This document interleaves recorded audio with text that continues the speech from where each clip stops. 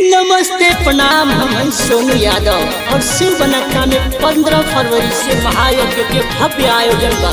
तो आप लोग सुबह 8 बजे आए, कलशा उठाई और पुण्य के भागी बनी। और बनिहारू बाहर बड़ी अपना पति से कहतरी चली हमनी को कलशा उठाओ जाए। कैसे कहतरी? सोशल मीडिया पर पूरा प्रचार हो गई,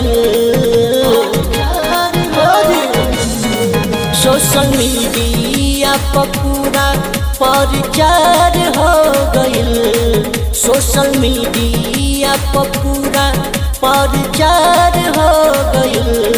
शिव बनक्का में मंदिर,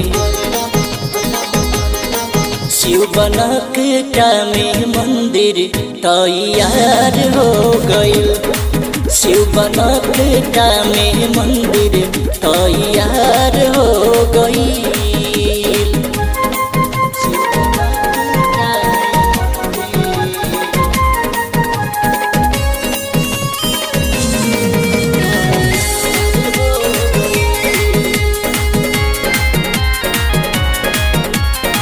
बीस बरस के मेहनत के फल गइल मिली, लक्ष्मी नारायण प्रभु जी के चली दर्शन कली। सजताटे गाँव पूरा सजल नगरिया, जगमग करता वे सगरो डगरिया। सभे छुट्टी लेके जाता हमरो विचार हो गइल, सभे छुट्टी लेके जाला हमरो विचार हो गइल। शिव बनक्का में मंदिर, शिव बनक्का में मंदिर तैयार हो गइल। देवरिया जिला में मंदिर तैयार हो गइल।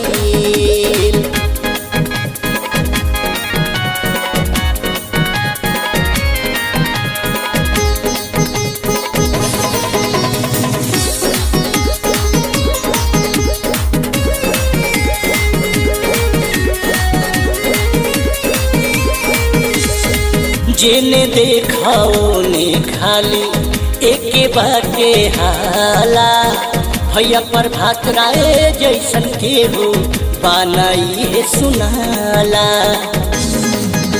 सोनू यादव कहे भैया दीदी जन भुलैया, 15 फरवरी के कलशा उठैया। होती बाटे जगिया प्रभु जी के उपकार हो गई, होत बाटे जगिया प्रभु जी के उपकार हो गइल। शिव बनक्का में मंदिर, हरे राम हरे राम हरे राम, शिव बनक्का में मंदिर तैयार हो गइल। देवरिया जिला में